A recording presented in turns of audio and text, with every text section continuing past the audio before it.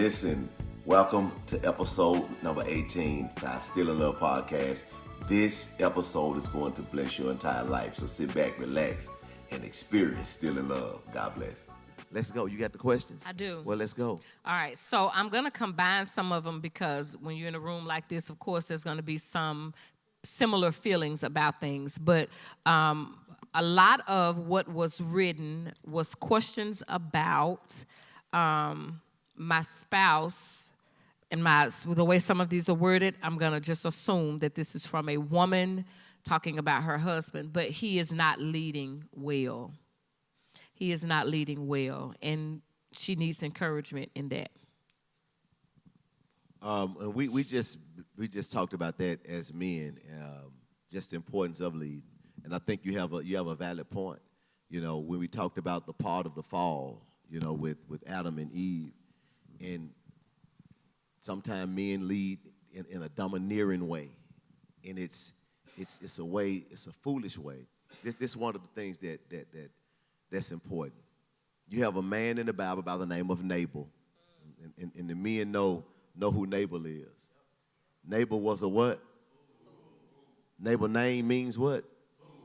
So David was. And listen, I didn't know these, but do you have a lot of questions? Like There are about 5. That talks about leadership. Oh, yes, for sure. That talks about leadership. And from a spouse saying that my husband doesn't lead. So, man, we have to hear that. We have to hear that and say, okay, and not, you don't let me lead. Yeah, you don't have to let leaders lead. Leaders lead. Now, sometimes you can make it difficult for them, wives, but that's who we are. That was good. And That was really good. Nabal was a man who had a, let's letting y'all in a little bit later to this. He was a man who, he was somewhat of a leader, or he was a leader. And when his men were in trouble, David and his army took care of Nabal and his men, or took care of Nabal's men. So when David's men were in trouble, David needed help. David had some gangsters for his men. They didn't play, but they needed some help. And Nabal said, "No, we're not gonna do nothing for them. We're not helping them at all. We're not doing anything for them." And so David wanted to kill Nabal. Like, how in the world did we help y'all and y'all ain't gonna help us? All right, okay. And so what Abigail, Nabal's wife, did was she had a conversation, because she was wise. She had a conversation with David and said, "David, don't harm my husband. My husband is a fool. His name means fool.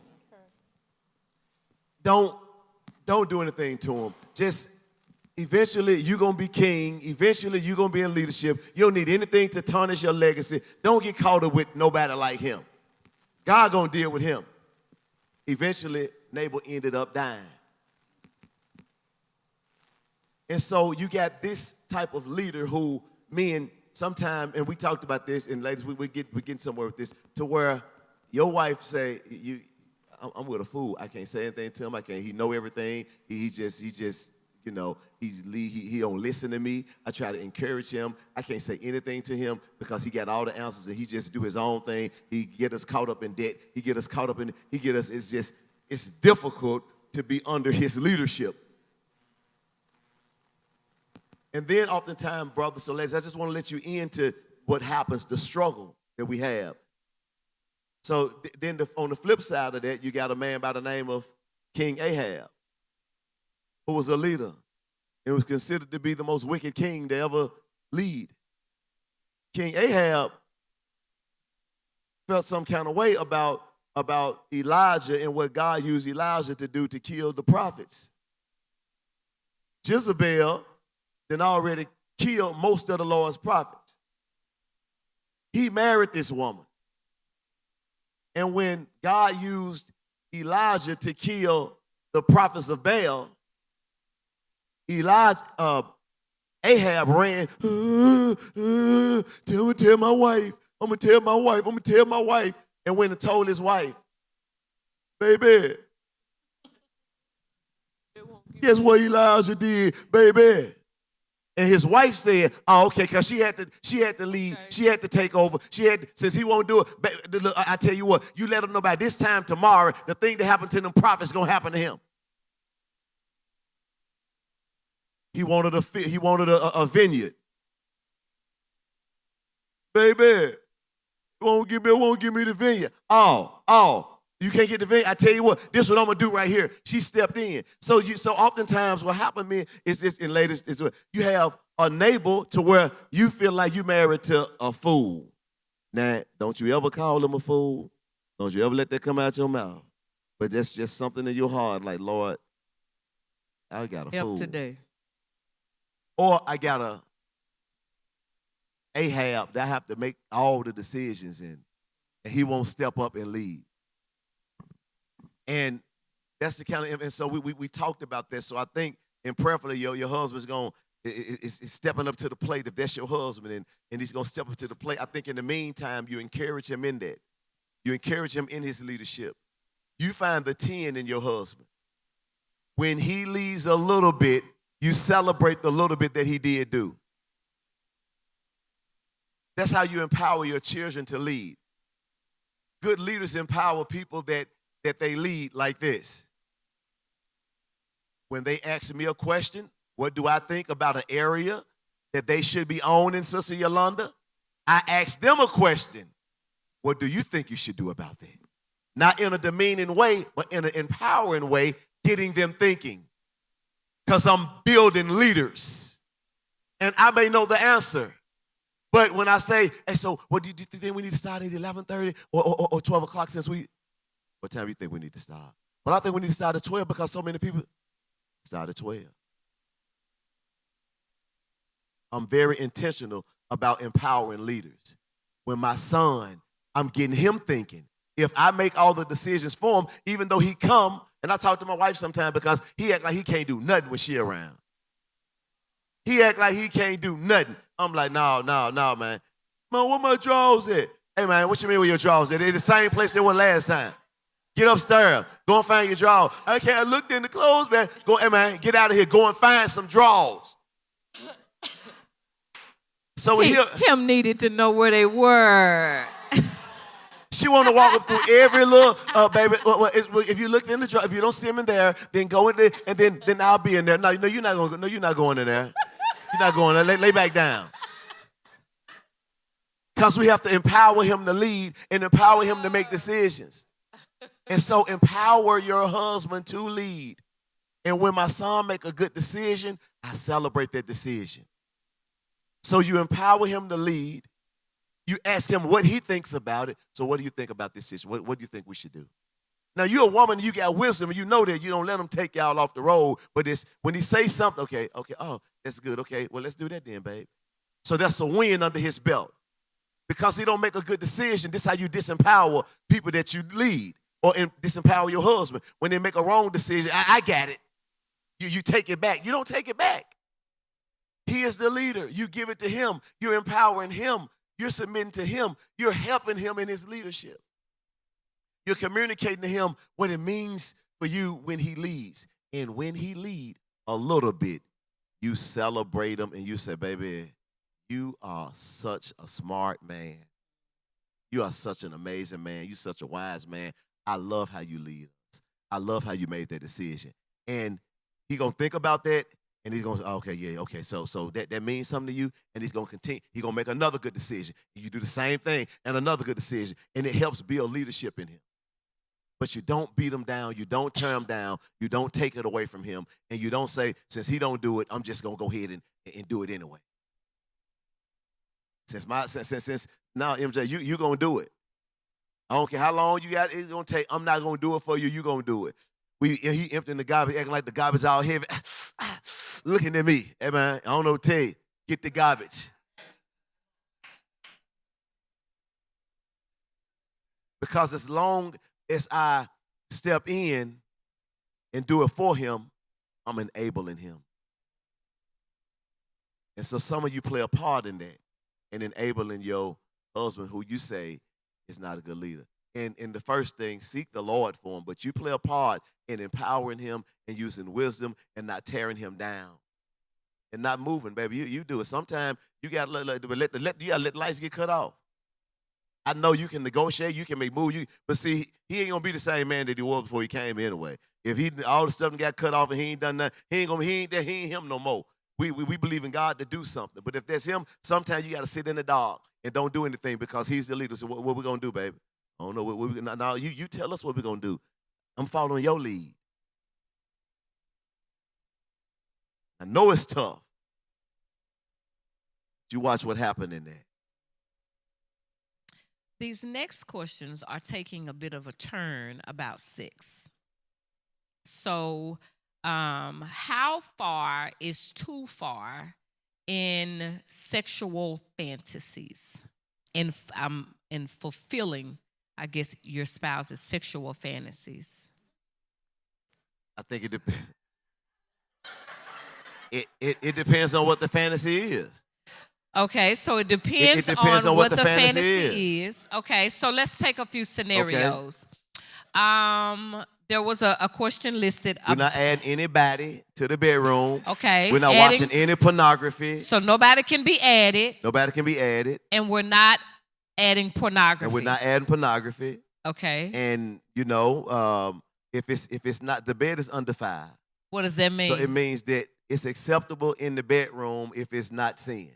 It's acceptable if it's not sin. Not sin, yes. Okay, so there is this comfort level. One of the questions was about my spouse is maybe desiring some things that I'm not at this present moment comfortable with. So moving in that direction. And for some people, that could mean anything. That could mean, and we all grown in here, amen? All right. We're real grown. So let's have some real grown folks conversation. Okay. All right, let's go. So for some people, that may mean oral sex. Yes. That you may not be comfortable there in oral sex. And if you are not comfortable, that needs to be conversation between you and your spouse. If it is something that you desire, then there needs to be some conversations taking place if it is not taking place. I agree. I think that conversation is important. Oftentimes, people don't talk about sex. No, they do not. In America, you married and you don't talk about sex and expectations. Mm-hmm. What's good for you? How many times a week is good for you? Correct. So it's important that I know what she expects and she know what I expect.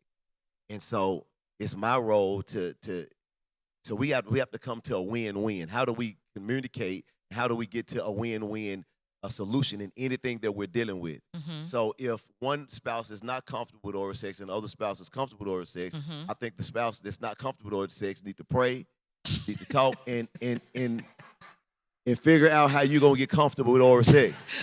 What? Like, yeah, you got, Is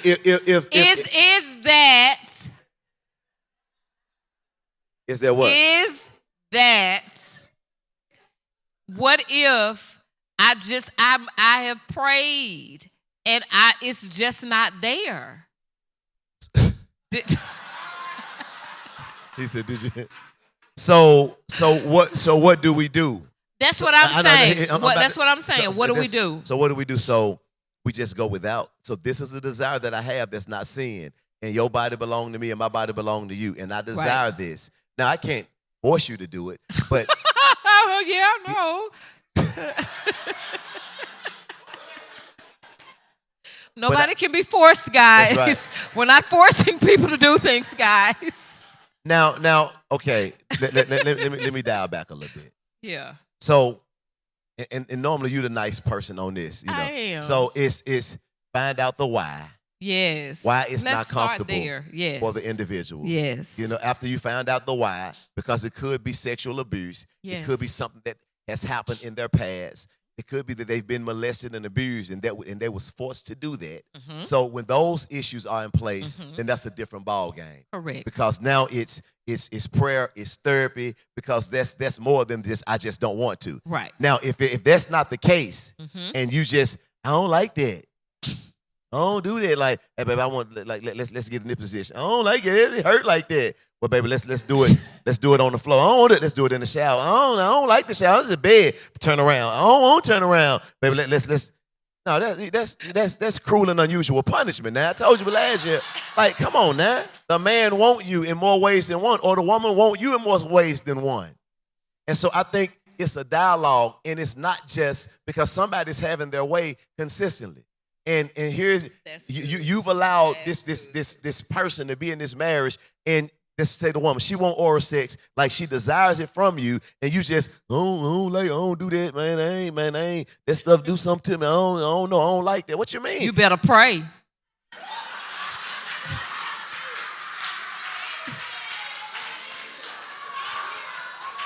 Did I not just hear that, brother Finn? Yeah, I just heard that. You better. One of the brothers questioned our ability to pray. And I'm just extending, y'all, you better pray. Tell me about what you don't do. Like, it ends up being, when there's no real issues there, it ends up being, consistently, like, so we never do it. Now, if you may like this position, they may not like this position. So maybe we don't do this position every time. But to deny your spouse of ever doing that, that's selfish. So we because you don't like this, we never do it. It was certain things that like Tori and I, we compromise on a lot. So it was something pertaining. No, it wasn't sexual. It was all right. Whoa there, buddy. Wait a minute, buddy. It was something pertaining our attire. I said, listen, we gonna wear this. Okay. I said, we gonna wear this, and she was like, no, I don't want to wear it. I'm like, no, this is what we gonna wear. Like, and I said, no, this is what we gonna wear because you gonna take this one for the team, and this is how we gonna handle this. I did because I take a lot for the team with you. I compromise for you. I do things I don't like to do and don't want to do because of you. So you're gonna be uncomfortable sometime, and this is what we gonna do. And so you just want to be, because I don't like this. I don't like my leg to go back that far. I don't like the, like, man, you don't, look, you better stretch and do some, Pilates or something. You better get your stuff together. Because, so we not going to do it. So we just going to missionary. We just going to lay down and do it. That's it. No, I want to go 3 rounds. You only want to go 1 round. No, we got to do it. You tell me 1 round is enough. That's enough. No, 1 round ain't enough. I need some more. I gave you 1 round. Give me 2 rounds. Y'all got quiet. So yes, I think that's important to have that conversation, and let's talk about the why. And we can't just not do it because I don't want to do it. So I'm just deprived of that. And that can't happen because you don't like it. Yeah. Let's pray and let's start liking it, because you need something. He strongly or she strongly desires it. And is it something? Is it things in your marriage that your spouse desire a lot and you deny them of that? Yeah, y'all. That's he over there, she over there. It's a struggle. I want this, and you don't give this to me. You give me bare minimum. I don't want bare minimum. I want the buffet. I want all of it. And it's just, this good. Mentor talked about that. Now, that it's okay, we cool. This good. Ain't you satisfied? No, I ain't satisfied. But you good, right? I ain't good until I say I'm good. But that comes from, we talked just briefly about sometimes as women, we do take on this attitude like we know what's best for everybody. So when we divvy out things, i.e. even ourselves, that's good. You're good. And they're like, no, I'm not good. So it's this, and we had this conversation about his food, right? So when I fix his plate, I would give him just enough. I would give him what I thought was enough. And he would be like, who is this for? And I'm like, that's enough. Like, that's enough. I gave you more than what I would give myself. That's enough. Nah, that's enough for you. That's not enough for me. But it's the mentality, though. We come into it saying, that's enough, right? So the 1 round is, if you're the 1 rounder, then the 1 round is enough. Or What happens? One rounder. The one rounder? Stepping on some toes. Oh, well, if you're the one rounder or the person who is I'm limited on certain things, and then that's going to challenge a little bit of that in you. But also this conversation I feel like needs to be had with married couples about exploration. We talked briefly just about knowing at different phases and stages in your marriage, sex looks different. So when we were new and young and fresh, sex looked different in this regard. You were just satisfied with the sex. You see what I'm saying? You were just satisfied to end the act. Well, sometimes the act, you want to move beyond just the having sex. You want to really be in tune with each other. You want the process to be longer. You want to do other things. I mean, you want to bring in some lotion. You want to bring in oils, and you want to, I don't know what else you're trying to bring in, but you may want handcuffs. You understand what I'm saying? Like you want to go to the next place, the next phase. And I don't even think it's phase. You just want to open up the bedroom box. You know what I'm saying? But in order to do that, some of us are not comfortable with ourselves. So in order, you're talking about exploration, I'm not comfortable with you exploring because you may have to lift or move some things out the way in order to explore. We're grown up in here, you know what I'm saying? So, yeah, we may have to position different, and you have to be comfortable. No, I can't lay like that because my breasts may be too big. And the complaint against women who have big breasts is I'm choking. They be choking me. So I can't lay like that. So if I can't lay like that, that's not going to be a very good position for me to be in. Therefore, you ain't got to stay in it long. You're missing the point. No. I'm going somewhere. I'm going somewhere. Go ahead. See, I'm going somewhere, brother. Hold on, I'm going there. What I'm saying is I may not be comfortable in that position in the moment. So I'm talking more so about being open to the exploration. Yeah. I'm saying those things that get in the way of us just being free, because in order to explore, I've got to be free. And then to be free, I got to be okay with what I'm bringing to the table. I got to be okay with every roll, every stretch mark, every irregular breast, every one that's small and one big, one small. I have to be okay with that. But in order to be okay with that, I kind of got to be okay with me. And for some of us as women, if we're not okay with us, I'm not going to be okay with coming full throttle in the bedroom because it's a lot of insecurity there. And if you want me to go there, then keep reminding me and letting me know that you like what you see. It's all good, girl. I like it. I was complaining about something earlier, and Marron was like, "Oh, girl, that ain't no problem." Well, I need to hear that. I need to hear that's not a problem. So that constant encouragement, brothers, will help us. You want to go some places? You want to land that plane some different parts? Then, hey, encourage us. Girl, you look good to me. Remind us, because we see those stretch marks, and we see the rolls, and we see the extra skin, and we see gravity taking everything down. So remind us that if it gets to the floor, you still gonna love us. I like them on the floor. I like the way they scrape the ground. Okay, that's right. Don't step on it.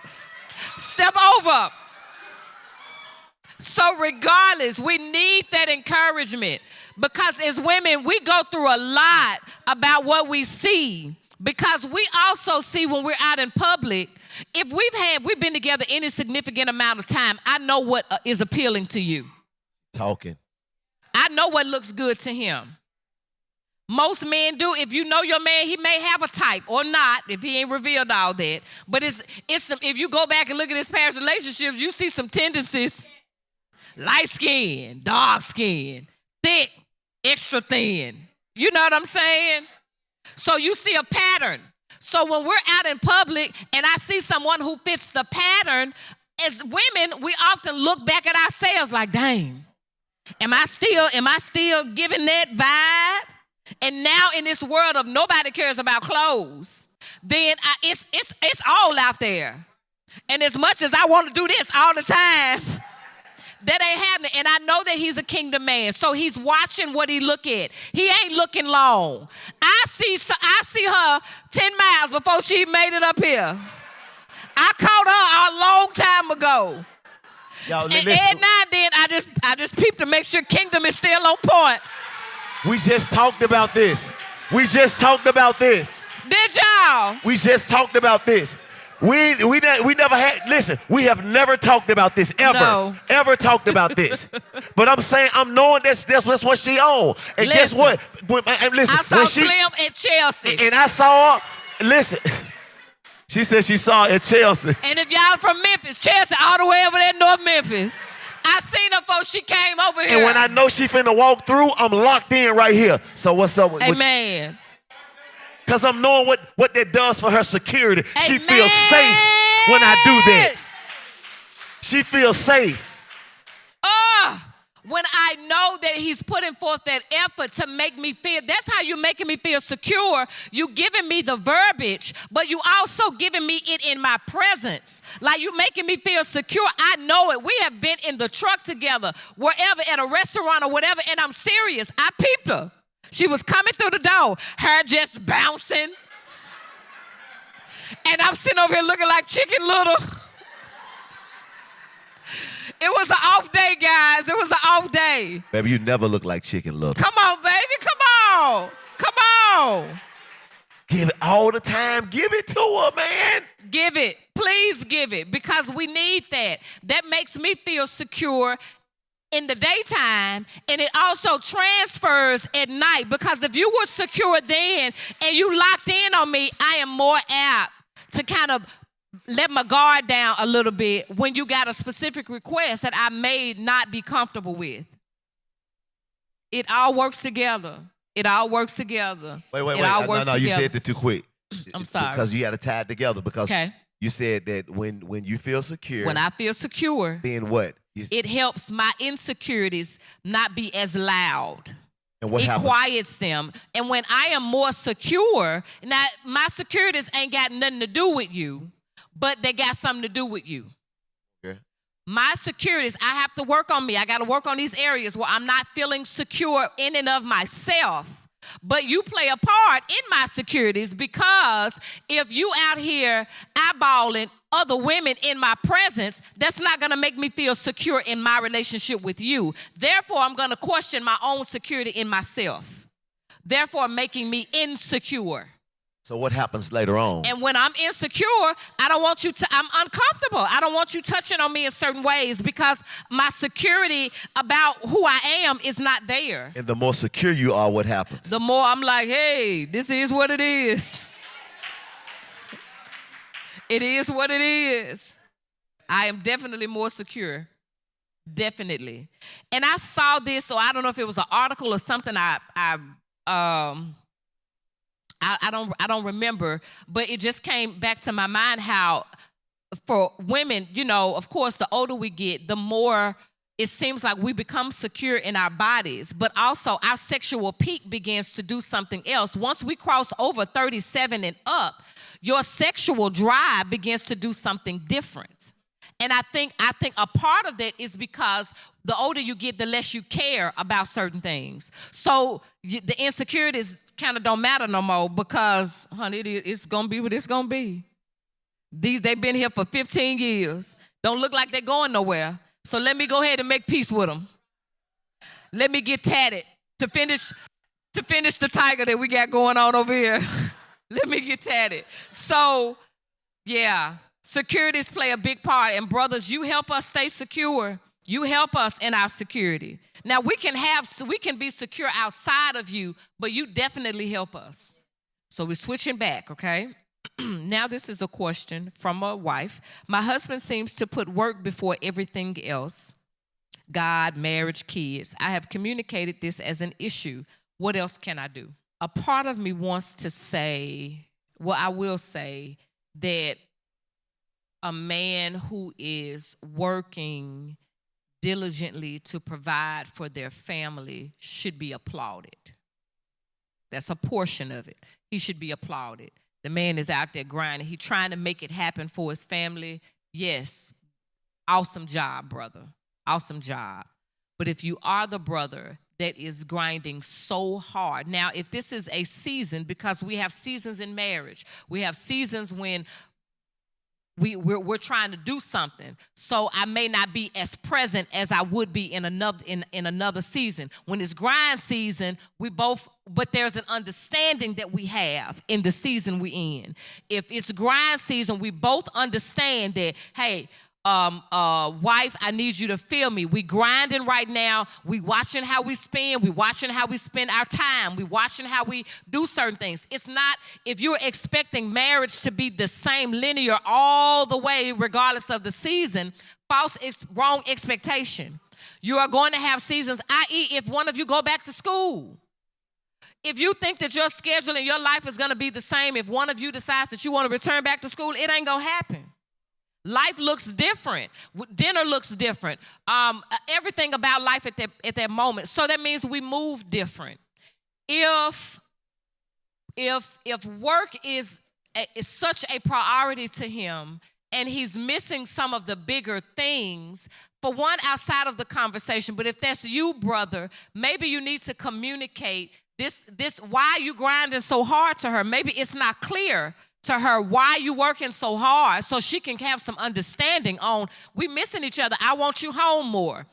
And he like, look, I can't be home right now. I got to be out here. So I would say, sis, dial back and maybe understand right now he can't be home. When he's here, make the moments work while he's here and let him keep doing his thing. That's one part. Now, if it's just, some people are just habitual workers. We're just workaholics. That's just what we do. And other stuff can get put on the back burner because that's just how we're made. That's how, that's our drive. If that's you, then I want to caution you, brother, because she said that work is coming, but it's coming before the marriage, the kids, and maybe seemingly your relationship with the Lord. If that is the case, let me caution you. You have to be very careful in your seasons of busyness because there are some relationships that can never come before, that work can never come before, and God is that top one. God is the top one. You cannot be so busy grinding, moving, and doing that you no longer look like or you're no longer resembling the kingdom man. Can't do that. You can't sacrifice your relationship with the Lord for the sake of working. Busyness, because that is a surefire way to get you caught up. That is the enemy at work, and it's a surefire way to get you caught up and off focus so he can come in for the kill. That's how it happens. You get busy doing other things. And then the list starts. Start with the kids, then it start with the wife, and then now you ain't got time for this. Now you're not investing in your relationship with the Lord. Now you ain't spending as much time with him. Now your guard's down a little bit. And slowly but surely, when them guards are down, the enemy lays low. He lays low for a long time, as long as he needs, so he can come in for the kill. And it's ultimately to kill, steal, and destroy. And if I can pull you away from the main relationship in your life, mission accomplished. Because if I pull you away from that relationship, all the others will crumble as well. All the others up under there will crumble. And I feel like I'm missing something. And maybe it's brother to brother. But just, you cannot be so busy, brother, that you forget the people that you're grinding for.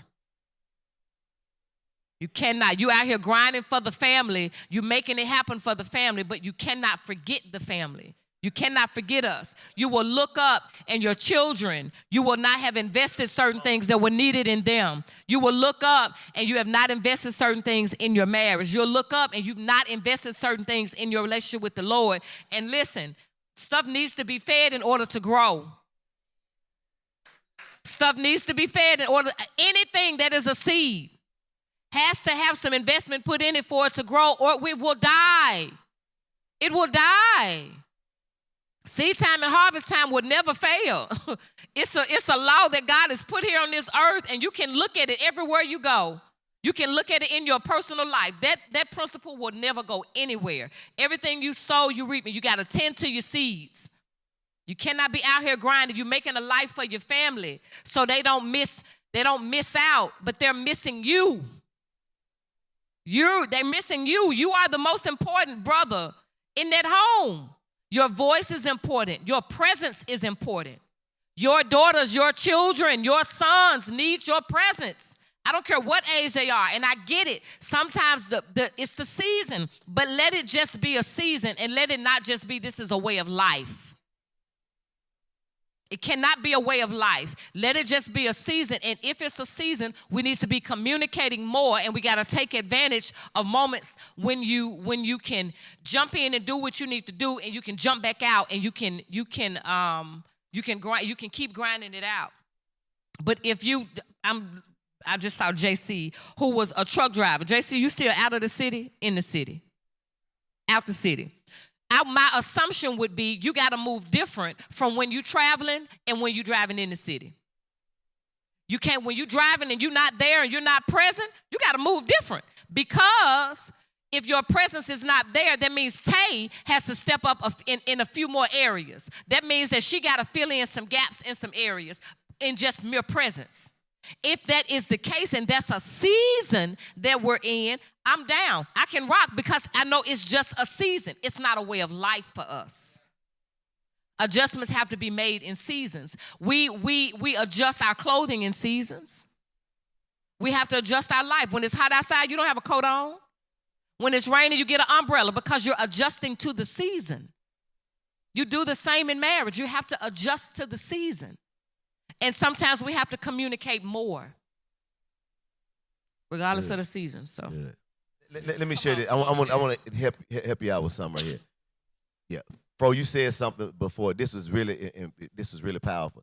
He said that sometime when he and Stacy are not, they ain't really seeing eye to eye. They ain't really there connecting emotionally. That they just have sex. They just gone. They just start. They do it, and it was such a blessing. Because it's sometimes, ladies, men as well, but particularly ladies, it's difficult for you to connect emotionally it's difficult for you to connect physically if y'all hadn't connected emotionally. But sometimes, why don't you flip it and say, let's connect physically, and maybe then we can connect emotionally. Because it worked both ways. Sometimes it's because you ain't connected emotionally. Let's connect physically. And then, man, sometimes we done been hot at each other. We ain't said nothing to each other. And then we just go at it. And then this, hey, baby, how you doing? Come on, let's go get something to eat. Let's get something to eat. Walking, holding hand. We ain't held hands in a minute. We just been like, man, look, it is what it is. Like, whatever. And we done got together, and it's just like, ain't nothing ever happened. Okay. I'm like, she's sweet as pie. Because she was waiting to connect emotionally, I was then waiting physically. for the emotional connection. And we connected physically, then the emotions came. So sometimes Yep. you try that. But check this out. Yep. This is important. And like, look, I'm going to say this. Y'all saw it. If you finished strong last night, you saw that because some of y'all was beefing here. Y'all was beefing here and had fun. It's like, man, come on, man. What we Had arguing fun. about? You went home. You finished strong. Then y'all came in. Half of y'all was coming in touching this morning. Y'all came in one. A few couples came in yesterday. The wives came in first. They was leaving their husbands like, we here. Or vice versa. So the connection does something. When you're connected, y'all dancing last night. You enjoying each other's presence. That does something, y'all. It does something. So I'm just going to let y'all in, ladies. I'm going to act like the men not in here. I'm going to let y'all in on a secret why it's important. Now, I know we get a lot of this here because it's a lot of ladies who feel the same way to where my man is not intimate with me. And oftentimes I say it's one of a couple of things. Sometimes that's the case. He got somebody else. Another time, the second thing is that he's taking care of himself. And then another issue is it could be something that's happening with erectile dysfunction or something of that nature, for the most part. And so it's for the most part. And some brothers just it's not as interested as they used to be, but that's highly unlikely than the other three. So That's just something to think about. And that's not 100%. That's just in my observation and what I've seen. Maybe it's like, since you won't do it, I'm going to get it taken care of. So, ladies, let's act like the brother's not in the room. And this is why it's important, because most of the time we see it on the other side when the brothers want to be intimate and the ladies kind of chilling. Listen, up to 90% of a man's self-image, ladies, this y'all, this hear me now, because sex going to help your husband, all right, and going to help you. But up to 90% of a man's self-image is locked up into his sexuality. Up to 90% of his self-image, the image of himself, is locked up into his sexuality. It's big for him. It's big for him. Sex, passion, pleasing the woman he loves, that's what makes a man feel like a man. When a man experiences sexual rejection from his wife, he may shut down, pull away, or worse, not these brothers, do something morally stupid. But let me take that back and not say not these brothers, because he's a human. They ain't in the room, ladies. It's just us. So because this how he feel. He feels shut down. He feel that he feel like he may shut down. He may pull away, or worse, do something sexually, immorally stupid. So with some brothers, it ain't because listen, and it's never justified that he does it. But with some of them, it ain't just that's what he wanted to do. It's like, baby, this is going, this ridiculous. We together, we're in a sexless marriage. We together once or twice a month. Like, what you expect me to do? I talk to you about it. It don't happen. I told you, he know your little tipping in the beds. He know your little sneaking around. He know your guards up. He know that it's not available. And this could be the consequence. So let's talk, ladies. To meet his sexual need, talk to God about any hesitations that you have. Start with your heart, your own heart. Learn what satisfies your husband and commit yourself to meet his needs.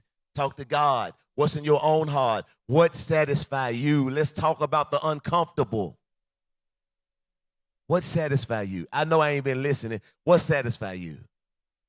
It's doing it in the closet. It's doing it sometimes seriously. He want, like, I want to be with you in the shower. I don't even ask to be with you in the shower because it's hard for us to be together in the bed.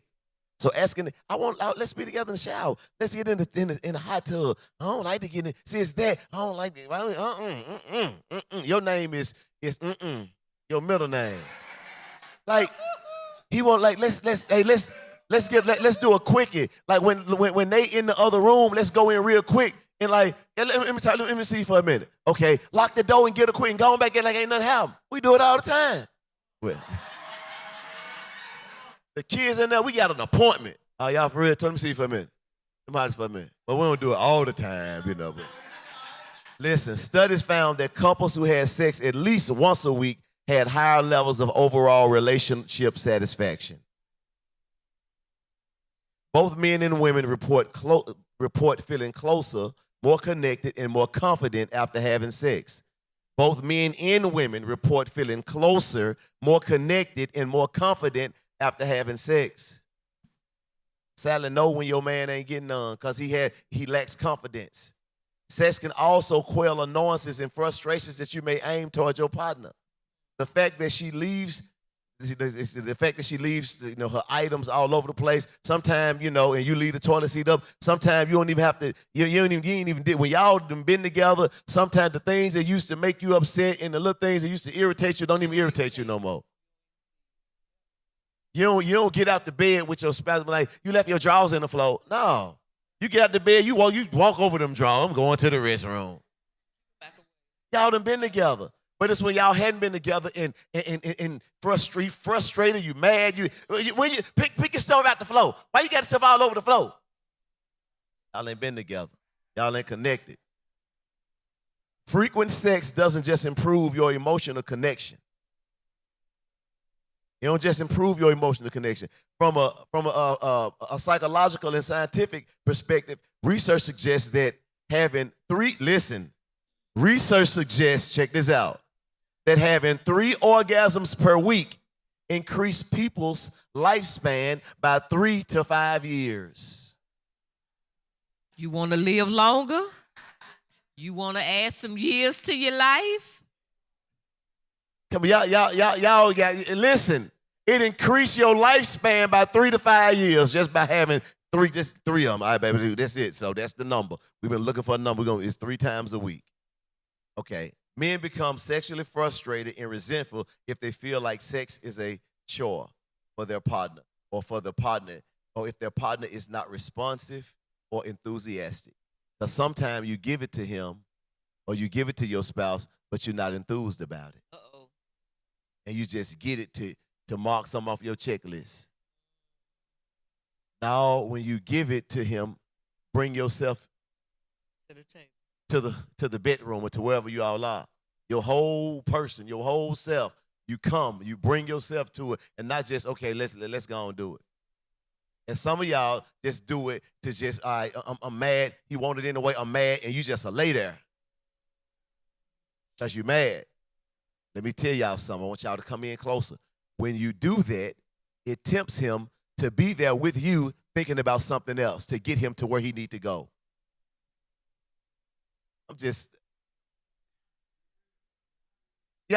understand? This is some of it sound tough and hard and like, because because I would venture to say, but I can't say 100% of men, because you may be the rare man that have not done that in your life. But I would say a high 90% of men in here, if not 100% of men in here, either struggled with masturbation or have masturbated before as a teenager, as an adult before. So he was alone when he did that. And he created images in his head in order to get to a certain place. Because there was nobody that was there physically with him. So he created an image that he saw on television, that he saw in a magazine, that he saw at school, that he saw on porn. He has this, nobody is there, but she's there in his mind. So if he's with you and you're not responding and you're laying there, he goes to something, something that he has to imagine in his mind to climax. And he can do that because he's done that a plethora of times in his life. So these are the things that your husband probably won't talk to you about. Neither should he. I mean, he ain't even think to talk to you about it. It's just, like if you ain't gonna say nothing, I'm trying to get to a place, and the temptation causes him to let me think of something to get me to what I'm trying to get to. Those are hard truths to bring yourself to the event. I'm telling you, listen, if we were by ourselves and it was just the brothers and we open up and we talk, they would be in there high-fiving each other like, bruh, how you know, bruh? Bruh, how do you, bruh? But this is a blueprint. This something that we letting you in. We letting you in. What you say, Chris? To where the last year, he said when I talked, it was as if when we talked, it was as if he and his wife was having a conversation, and the Lord wouldn't let none one of them say nothing to each other. I was him and you was her, and God ministered to him and them through that. But it's this kind of stuff to where that's what the brothers like. Yeah, like I didn't had to go there because it's you. And I don't want to go there, but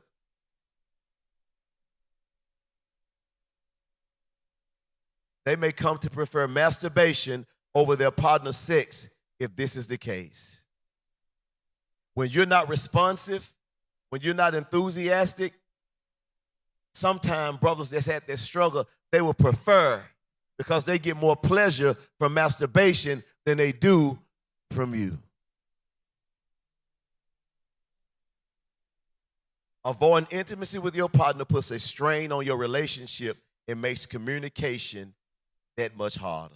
It's the last one. Anxiety, stress, and depression are also common in sexless marriages. Anxiety, depression, and stress. When a husband is denied sex at home for a long time, his mental health is likely to deteriorate from stress, overthinking, and inability to release the feel-good hormone from sex. Sharon Smith, do you hear this? Perpetual anxiety and stress and depression. When a husband is denied from sex at home for a long time, his mental health, he ain't just asking you for none because he's just tripping and he a dog. And that's all he want. And he feel like he has to beg. He's thinking at work, when I come home, I want to be with my wife. Man, I'm telling you, something been happening to my body, my flesh. I want to be with my wife. And some brothers know that, like, man, ain't no sense me even having that expectation because we may not do it. And it's a strong likelihood that we may not do it. And I just got to deal with this another night, another week.